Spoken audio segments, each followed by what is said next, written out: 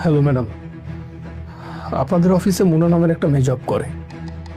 আপনার হাজবেন্ডের সাথে সে খুবই অন্তরঙ্গ দৃশ্যে আছেন, খুবই ক্লোজ ম্যাম। তা বিশ্বাস হচ্ছে না, তাই তো? ঠিক আছে, আপনি এখনই ভিতরে আসেন, তাহলে দেখতে পারবেন।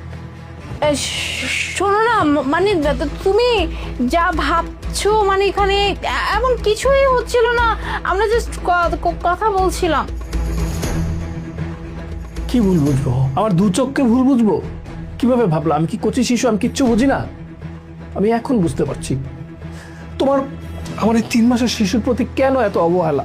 তুমি কেন খেয়াল রাখো না? মুনা, আমি প্রতিদিন আমার এই বেবিকে সকাল থেকে রাত অবধি টেক কেয়ার করি।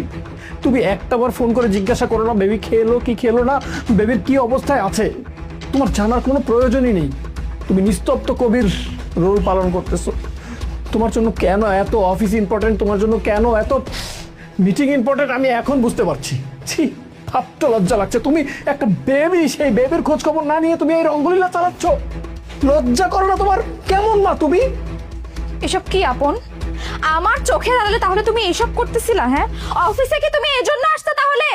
ও, এখন আমি বুঝতে পারলাম কেন তুমি সকালে এত তাড়াহুড়া করে অফিসে আসো। এই কারণে? হ্যাঁ, এই মেয়েটার সাথে সময় কাটানোর জন্য।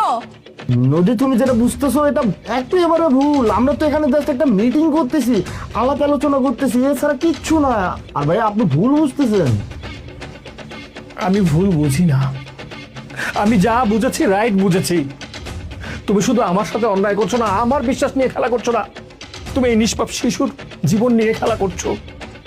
আচ্ছা মুনা, আমাকে একটা উত্তর দাও তো, তুমি এগুলো কেন করছো? আমার তো ভালোবাসার কোনো কমতি ছিল না, তাহলে কেন করছো? কেন এই খেলা খেলছো আমাদের সাথে? তুমি যেহেতু এতটাই জানতে চাচ্ছ, ওকে ফাইন, আমি তোমাকে বলে দিচ্ছি, আমি তোমার এই বাচ্চার দায়িত্ব নিতে পারবো না। আমি তো বাচ্চাই নিতে চাইনি। হ্যাঁ, আমি বারবার করে বলছিলাম আমি বাচ্চা নিতে পারবো না, আমার আমার ক্যারিয়ার ডেভেলপ করতে হবে।